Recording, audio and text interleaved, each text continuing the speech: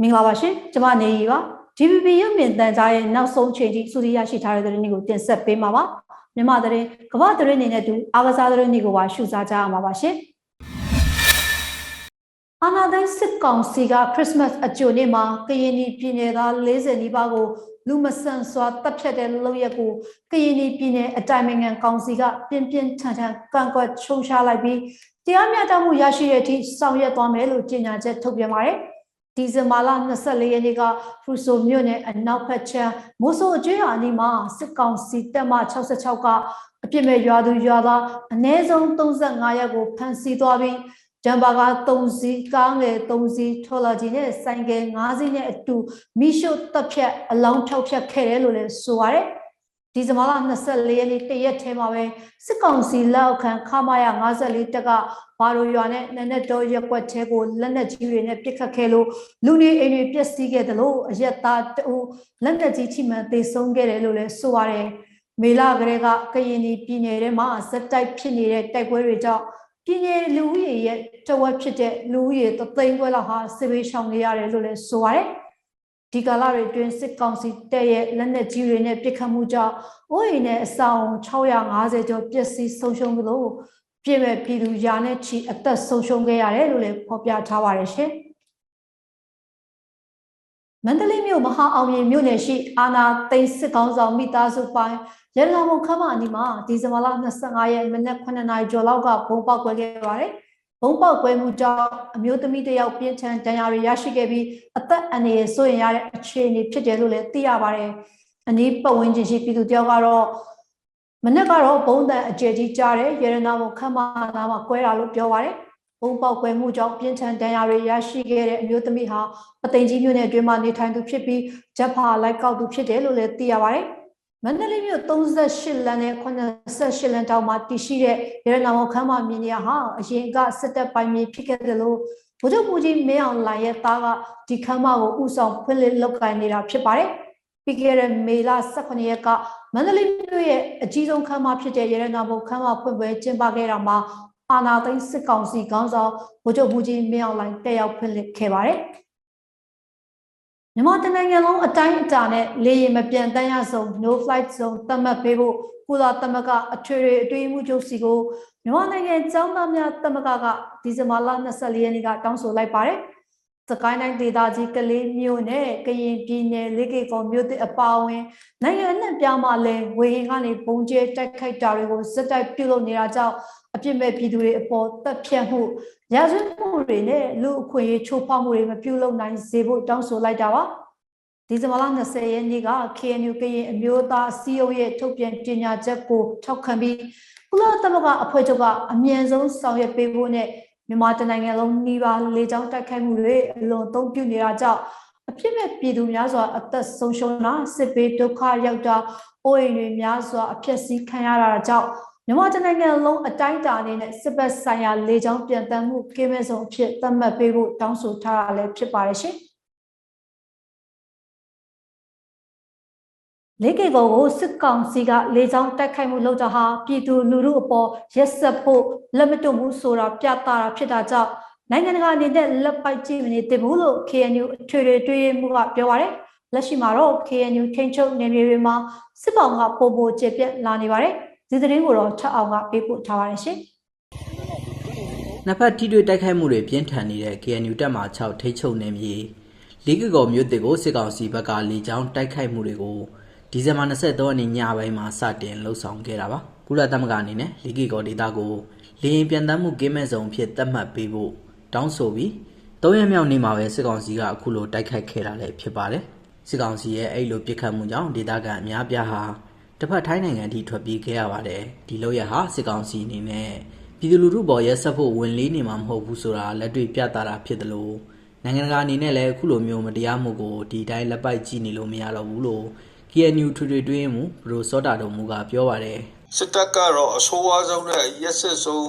းပြည်သူလူထုပေါ်မှာကြမ်းကြုတ်စွာလောက်ခဲ့တဲ့ဟာတွေကိုအခုကျွန်တော်တို့အရင်တော့ကလည်းလောက်ခဲ့သလိုအခုလည်းဒီကိစ္စမှာသူလက်မတွန့်ဘူးဆိုတာကိုပြလိုက်တာပဲပေါ့နော်ဒီကိစ္စကိုနိုင်ငံတကာအနေနဲ့လည်းဒီတိုင်းလွတ်ထားတယ်ဆိုရင်တော့ပြည်တွင်းမှာဒေသတွင်းမှာပေါ့နော်ဒေသတွင်းမတည်ငြိမ်မှုတွေကနေတရှင်းဒီရေးကြီးတဲ့ ဒီကမ္ဘာလူတိုင်းဝိုင်း society ထဲမှာအမှန်တန်ဆိုးဝါးရက်စက်တဲ့အာဏာရှင်စနစ်တွေရဲ့သရုပ်တွေကတကယ်တခြားကမ္ဘာတခြားနေရာအတွက်လည်းကျွန်တော်တို့ပြောမလဲချိတ်ချောက်မှုအရေးကိုပေးတယ်လို့လည်းကျွန်တော်တို့ပြောလို့ရပါတယ်စစ်ကောင်စီရဲ့အခုလိုမျိုးအစဉ်ညင်မဲ့ပြစ်ခတ်မှုတွေကြောင့်ဒေသခံပြည်သူထောင်နဲ့ချီပြီးထွက်ပြေးတိမ်းရှောင်နေကြရတာပါအခုလိုရဟာစစ်ကောင်စီခေါင်းဆောင်ဗိုလ်ချုပ်မူကြီးမင်းအောင်လှိုင်အနေနဲ့လည်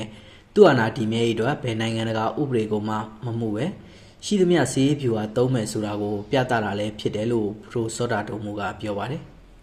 KNU အနေနဲ့ကတော့လီဂီကောဒေတာကိုလေကြောင်းပြတ်သက်မှုကင်းမဲ့ဆုံးဖြစ်သတ်မှတ်ပြီးကုလကိုထပ်မံတိုက်တွန်းထားပါတယ်ဝင်လင်းရသည်ရောက်လာတာနဲ့အမျှစစ်ကောင်စီကစီးရေးလှုပ်ရှားမှုတွေပုံမလှုပ်ဆောင်လာပြီး KNU ထင်းကျုံနယ်မြေတွေမှာစစ်ပောင်ပိုကျဲလာတယ်လို့ဗဟိုအမြဲတမ်းကော်မတီဝင်ဘရိုစောတာနီကလည်းပြောပါတယ်တိုက်ပွဲဖြစ်တဲ့နေရာတွေပို့ပြီးတော့များလာတယ်ဆိုတာအခုမှမဟုတ်ပါဘူးကျန်တဲ့နိုင်ငံအတွင်းမှာပိုပြီးသိတာဖြစ်လာပါတယ်နော်အထူးသဖြင့်မိုးရင်းတိုင်းမှာစပြီးတော့ပုံစံတွေပြောင်းလာတယ်အထူးသဖြင့်တပ်မ6ဆိုရဖန်ရန်ခါနဲ့ဒီတေးချာကျွန်တော်တို့ပြောတဲ့ကြားတဲ့ဟိုဖောက်ပြီးတော့ဝင်ချလာတယ်အဲ့လိုမျိုးဆိုတာရှိတယ်ဆိုတော့အခုကຫນွေရလည်းပေါက်ပြီးဆိုတော့သူကတော့ပို့ပြီးတော့တိုးချလာတာပေါ့နော်နောက်ပြီးတော့လူသားချင်းစာနာထောက်ထားမှုအပိုင်းမှာလုံးဝကြည့်မဆိုင်တော့ဘူးဥမာမြို့ပေါ်မှာကျွန်တော်ဒုက္ခရောက်နေတဲ့နောက်ပြီးတော့ဖြတ်မှာအဲ့ဒါကိုလွန်လာတဲ့လူတွေကလည်းဒါလုံးဝမဖြစ်တဲ့အခါကိုလူသားချင်းစာနာထောက်မှုကျွန်တော်လက်ခံထားတဲ့လူကိုဒါအတင်းကရောဝင်လာဖန်လာတဲ့အခါမှာကျွန်တော်ဘလို့မှဒါတီးခံလို့မရတော့ဘူးလေအဲ့ဒါကြောင့်မို့ဒါကြောင့်ဘာကြောင့်ဖြစ်ရလဲဆိုတော့စစ်ဖြစ်နေရတယ်တိုက်ပွဲထပ်ဖြစ်နေရပိုပြီးပြင်းထန်လာတယ်ဆိုတော့ကျွန်တော်တို့ကြောင့်မဟုတ်ပါဘူးကျွန်တော်တေချာပြောရဲပါတယ်နော်အရင်ကတိုက်ခိုက်မှုတွေမရှိခဲ့တဲ့ KNU တောင်ခရိုင်တပ်မှနဲ့ထင်းချုံနယ်မြေမှာလည်းစစ်ကောင်စီရဲ့နေမကျော်လှုပ်ရှားမှုတွေကြောင့်ဒီရက်ပိုင်းတွင်ထိတွေ့တိုက်ပွဲတွေရှိလာနေပါတယ်တပ်မှ9ထင်းချုံနယ်မြေမှာလည်းစစ်ကောင်စီဘက်ကလေကြောင်းထောက်လှမ်းမှုတွေကိုလုပ်နေတဲ့အပြင်ဖာပုံကမမောင်းဒေသကိုအုပ်ချုပ်မှုစိုးမိုးရေးအတွက်လှုပ်ရှားနေတာကြောင့်တိုက်ပွဲတွေလည်းနေတိုင်းရှိနေပါတယ်တိုက်ပွဲအလားအလာကတော့သူတို့ကတိုးချဲ့လာတဲ့ပုံမှာဒီနေ့ထက်ဒီနေ့ဒီပြစ်ခတ်မှုတွေကတော့ပိုများလာတယ်လို့ပြောလို့ရတယ်။နောက်တစ်ချက်ပြီးတော့မှသူတို့ကဒီလိုမျိုးပေါ့လေသူတို့ဒီအုပ်ချုပ်ရေးကိုတိုင်ချနိုင်မှုတွေသူတို့ဆက်လက်ပြီးတော့ဒီတက်ပို့ပြီးတော့တိုးချဲ့ပြီးတော့လှုပ်ရှားလာမယ်ဆိုလို့ရှိရင်တော့ရှိတဲ့တော့ဒီအခြေအနေပို့ပြီးတော့မှဒီပြောမယ်ဆိုလို့ဒီတိုက်ပွဲပို့ပြီးတော့နားလာမယ်လို့တော့အဲ့ဒီလိုပဲယူဆရတာပေါ့နော်အာနာသိမ်းပြီးနောက်ပိုင်းတပ်မ9ထင်းချုံနယ်မြေမှာစစ်ကောင်စီဘက်ကအရက်သားပြစ်မှတ်ထားပြီးလေကြောင်းတိုက်ခိုက်မှုတွေရှိခဲ့တယ်လို့လက်ရှိမှာလည်းလေကြောင်းထောက်လှမ်းမှုတွေရှိနေတာကြောင့်ဒေသခံတွေကတော့လေကြောင်းတိုက်ခိုက်မှုအနေနဲ့အတွက်ကြိုတင်ပြင်ဆင်မှုတွေလှုပ်ဆောင်နေရတယ်လို့ဆိုပါတယ်ကျွန်တော်ထပ်အောင်ပါ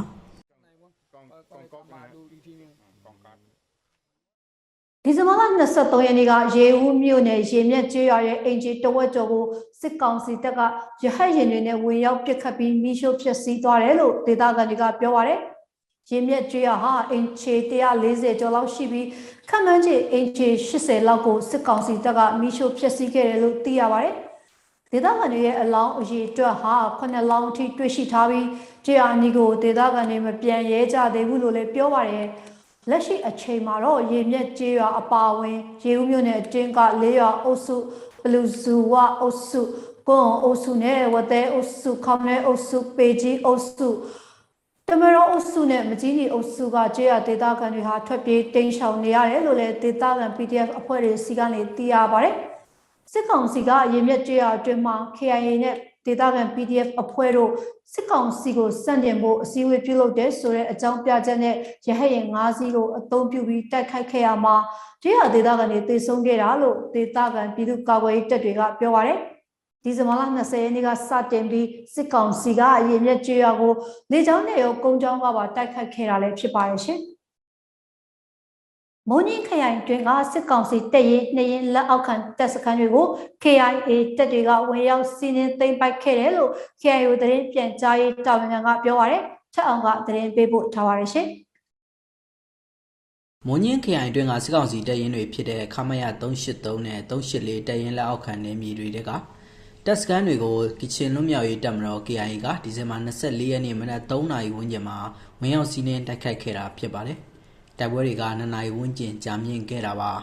ါတိုက်ခိုက်သိမ်းပိုက်ပြီးတဲ့နောက်မှာတော့ KIA တပ်တွေကအဲ့ဒီနေရာမှာတပ်မဆွဲပဲပြန်လည်ဆုတ်ခွာခဲ့တယ်လို့ KIA ကိုသတင်းပြန်ကြားရေးတာဝန်ခံဗိုလ်မှူးကြီးနော်ဘူးကပြောပါတယ်တိုက်ပွဲတွင်ထိခိုက်ကြဆုံးစီးရင်တွေကိုတော့မသိရသေးသလိုလက်နက်သိမ်းဆည်းရမိတဲ့သတင်းတွေနဲ့ပတ်သက်လို့လည်းအတိမပြုနိုင်သေးဘူးလို့ဆိုပါတယ်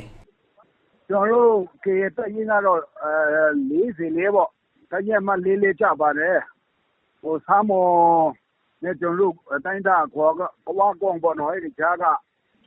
စစ်ကောင်စီရတဲ့တိုင်းရင်ပေါ့နော်373နဲ့374အဲ့ဒီတိုင်းရင်နေမီဒီကိုနေရာတွေကိုပေါ့နော်တပ်ခါနေကိုဝင်စီးရဆိုတဲ့ဒရင်ကျွန်တော်တို့ဒရင်ပေးလာရရှိပါတယ်ဟောအတင်းပိုက်ဒီမှာခိုင်နေတဲ့အနေထားတော့မဟုတ်ဘူးသူတို့ကပြန်ဆုတ်သွားတယ်လို့ပြောပါတယ်ဟိုကျွန်တော်တို့ကေတက်တယ်လည်းပြန်ဆုတ်သွားတယ်လို့ပြောပါတယ်တိုက်ပွဲတွင်စစ်ကောင်စီဘက်ကလေကြောင်းပစ်ခတ်မှုတွေလှုပ်ဆောင်ခဲ့ပြီးစခန်းတွေကနေတပ်တွေပြန်လည်ဆုတ်ခွာသွားတယ်လို့ဆိုပါတယ်ဒီဇင်ဘာ24ရက်နေ့မနက်ပိုင်းဖြစ်ပွားခဲ့တဲ့တိုက်ပွဲမှာ KIA တပ်တွေနဲ့အတူ PDF တပ်တွေပူးပေါင်းပါဝင်တိုက်ခိုက်ခဲ့တယ်လို့လည်းသိရပါတယ်အဲဒီကိစ္စနဲ့ပတ်သက်လို့သတင်းပြန်ကြားရေးအဖွဲ့ကတည်တည်ချာချာမသိရသေးပေမဲ့ပူးပေါင်းတိုက်ခိုက်တယ်ဆိုရင်လည်း KIA လက်အောက်ခံ PDF တပ်တွေပဲဖြစ်လိမ့်မယ်လို့ဗိုလ်မှူးကြီးနော်ဘူးကပြောပါတယ်နော်လည်းမသိဘူးသူတို့ဘာမှပြောမလာပါဘူးဒါပေမဲ့အဲ့တက်က PDF ပြတော့တို့လက်အောက်ခံ PDF တွေပဲဖြစ်မှာပါတခြား PDF တွေတော့အဖြစ်နဲ့တော့တိမရှိဘူးခင်ဗျနောက်ပြီးတော့စစ်ကောင်စီဘက်ကလည်းဟိုဒီကြောင့်ကနေပြစ်ကိုတယ်လို့ပြောပါတယ်ကချင်ပြည်နယ်မှာစစ်ကောင်စီကအာဏာသိမ်းပြီးနောက်ပိုင်းမှာတိုက်ပွဲတွေပြန်လည်ဖြစ်ပွားနေတာပါစစ်ကောင်စီတပ်ဆွဲထားတဲ့အလောပွန်စခန်းကို KIA ကပြန်လည်သိမ်းပိုက်ပြီးတဲ့နောက်ပြင်းပြင်းထန်ထန်တိုက်ပွဲတွေဖြစ်ပွားခဲ့ကြပါတယ်အဲဒီနောက်ပြင်းထန်တဲ့တိုက်ပွဲတွေမရှိပေမဲ့နှစ်ဖက်ထိတွေ့တိုက်ပွဲတွေကတော့တောက်လျှောက်ရှိနေပါတယ်ကျွန်တော်ထပ်အောင်ပါစကိုင်းတိုင်းရမပင်မြို့နယ်ဗန့်ဘွေးရွာမှာကျွော်အတွင်းမှာတက်ဆွဲထားတဲ့စစ်ကောင်စီတပ်ဖွဲ့ဝင်တွေဟာဒီဇင်ဘာလ24ရက်နေ့ညနေပိုင်းကပြန်လည်ဆုတ်ခွာသွားခဲ့တယ်လို့သိရပါတယ်ဒီဇင်ဘာလ19ရက်နေ့ကစတင်ပြီးဗန့်ဘွေးရွာမှာကျွော်အတွင်းမှာတက်ဆွဲထားတဲ့စစ်ကောင်စီတပ်ဖွဲ့အင်အား100ကျော်လောက်ကိုဒေသခံ PDF ပူးပေါင်းအဖွဲ့တွေကတိုက်ခိုက်ပြီးစစ်ကောင်စီတပ်ဖွဲ့တွေပြန်လည်ဆုတ်ခွာသွားခဲ့တယ်လို့လည်းသိရပါတယ်စစ်ကောင်စီတပ်ဖွဲ့ဝင်တွေကိုဒေသခံ PDF ပူးပေါင်းအဖွဲ့တွေကမကြာခဏပစ်ခတ်တိုက်ခိုက်တာတွေရှိခဲ့ပြီးဒီဇင်ဘာလ23ရက်နေ့ကမနေ့ပိုင်းကနေညပိုင်းရောက်တဲ့အထိအပြန်အလှန်ပစ်ခတ်မှုတွေရှိခဲ့တယ်လို့စစ်ကောင်စီတပ်သားတအူးကိုလည်း PDF အဖွဲ့တွေကဖမ်းဆီးနိုင်ခဲ့တယ်လို့ဆိုပါတယ်စစ်ကောင်စီတပ်ဖွဲ့တွေဟာနေမြေရှင်းလင်းအကြောင်းပြပြီးဗန့်ဘွေးရွာမှာကျွေးရတွင်ကိုဝင်ရောက်တပ်ဆွဲနေခဲ့တာဖြစ်ပြီးဒီလိုဝင်ရောက်လာမှုကြောင့်ဗန့်ဘွေးရွာမှာကျွေးရအပါဝင်အနီးနားကျွေးရနေပြည်သူတွေလည်းနေအိမ်တွေမှာမနေရကြလို့ထွက်ပြေးနေကြရတယ်လို့ဒေသခံတွေကပြောပါတယ်စကိုင်းတိုင်းဒေသကြီးတွင်းမှာရှိတဲ့ချင်းတွင်းလူငယ်သူရဲကောင်းများ CDYH ပြည်သူ့ကာကွယ်ရေးတပ်ဖွဲ့ကပထမအကြိမ်စစ်စင်တန်းကိုတင်နန်းသားဥယျာဉ်82ဦးနဲ့ဒီဇင်ဘာလ24ရက်နေ့ကစတင်ခဲ့ပါတယ်။တင်နန်းမှာစစ်မြေပြင်မှာတွေ့နိုင်တဲ့အခက်အခဲတားဆီးတွေကိုတရုတ်ပြလေ့ကျင့်ခဲ့တာပါ။စစ်အာဏာရှင်ကိုအမြင့်ပြတ်သည့်အထိတော်လှန်သွားဖို့ကတိသစ္စာပြုပါတယ်လို့အဖွဲ့တာဝန်ရှိသူတဦးကပြောပါတယ်။ CDYH အဖွဲ့ဟာနေကန်ပြည်သူ့ကာကွယ်ရေးပျောက်ကြားအဖွဲ့တွေနဲ့မဟာမိတ်ဖြစ်ဖွဲ့စည်းလိုက်ပြီးအတူတကွပူးပေါင်းတိုက်ပွဲဝင်သွားမယ်လို့လည်းအဖွဲ့ဝင်တယောက်က DVB ကိုပြောပါတယ်ရှင်။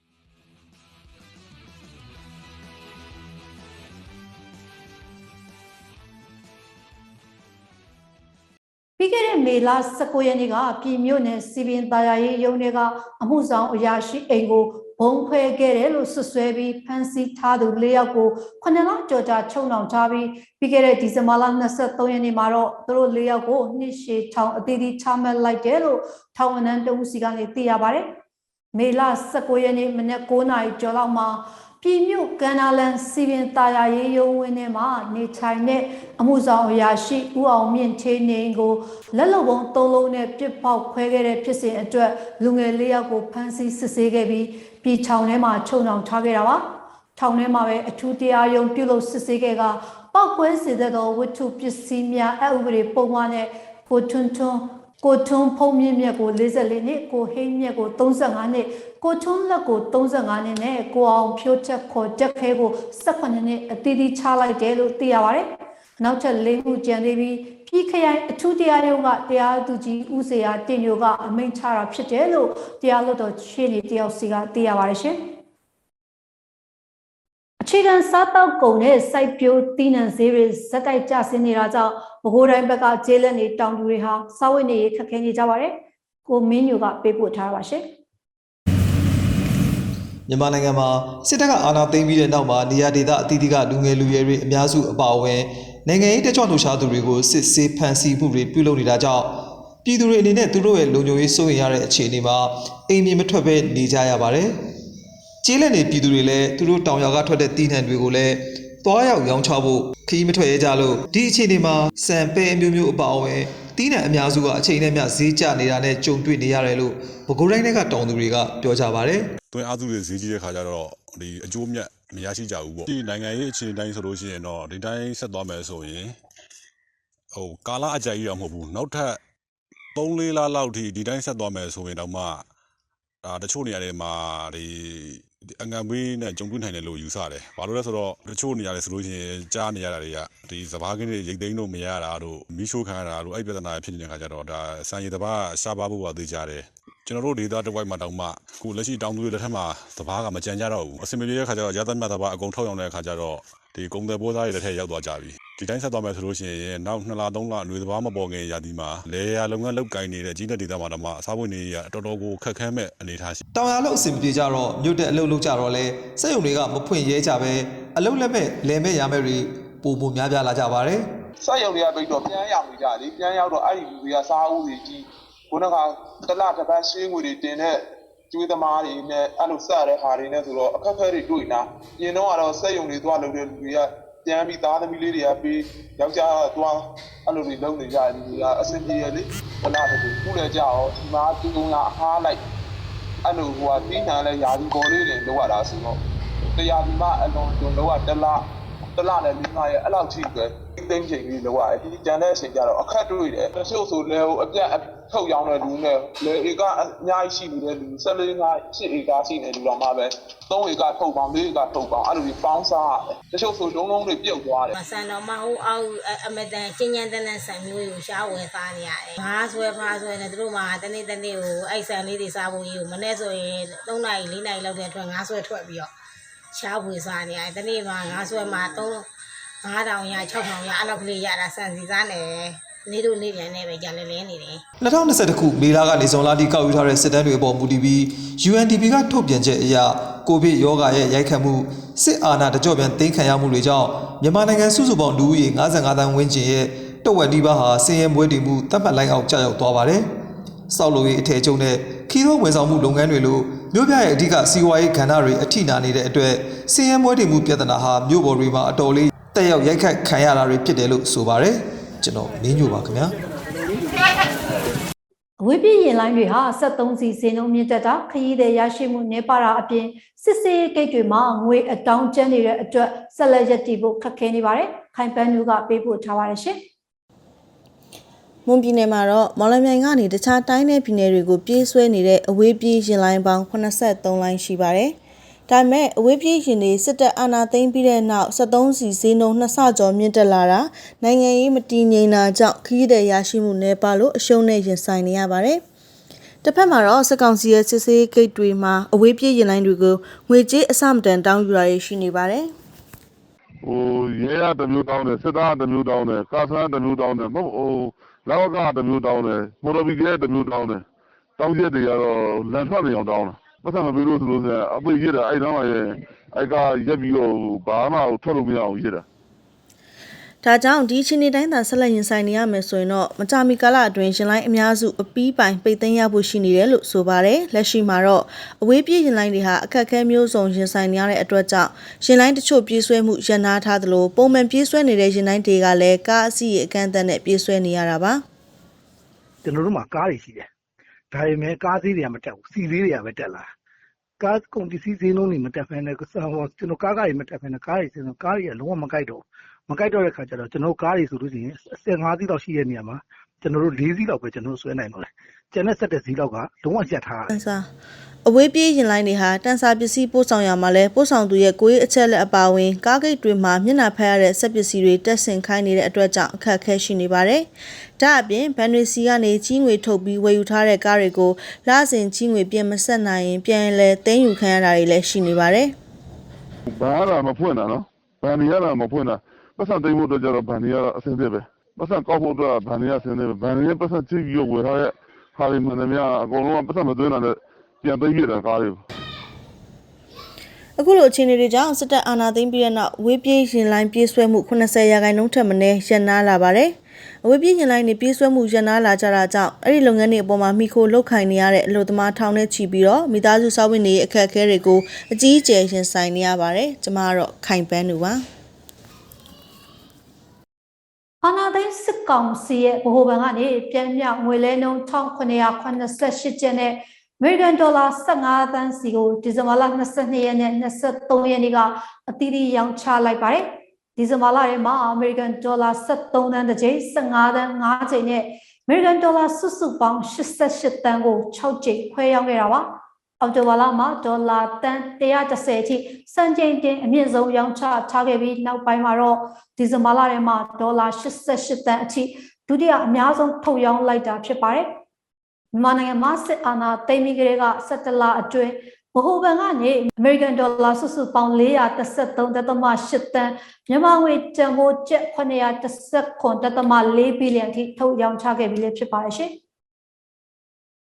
ရုရှားမြို့တော်မော်စကိုတရားရုံးက Alphabet နိုင်ငံတကာကော်ပိုရေးရှင်းရဲ့ Google ဌာနကိုအမေရိကန်ဒေါ်လာ68တန်တန်ငွေတက်လိုက်တယ်လို့ဒီဇင်ဘာလ24ရက်နေ့မှာပြောပါတယ်။ရုရှားကတရားမဝင်ဘူးလို့ယူဆတဲ့အကြောင်းအရာတွေကိုပယ်ဖျက်ဖို့ထပ်ခါတလဲပြက်ကွက်တဲ့အတွက်ရုရှားမှာပထမဆုံးအနေနဲ့တန်ငွေတက်တာလို့လည်းဆိုတာပါ။ရုရှားအစိုးရဟာဒီနှစ်ထဲမှာကြီးမားတဲ့နည်းပညာကုမ္ပဏီတွေအပေါ်ဖိအားပိုတိုးပေးခဲ့တာပါ။ဝေဖန်သူတွေကတော့ဒါဟာအင်တာနက်အပေါ်ပိုတင်းတင်းကြပ်ကြပ်ထိန်းချုပ်ဖို့ရုရှားအာဏာပိုင်တွေရဲ့စ조사မှုလို့သတ်မှတ်ကြပါတယ်။ဒါဟာလူတယောက်ချင်းနဲ့ corporate လုပ်ငန်းကြီးတွေရဲ့လွတ်လပ်ခွင့်ကိုချုပ်ချယ်ဖို့ချင်းချောက်မှုလို့လည်းသူတို့ကပြောခဲ့ကြပါတယ်။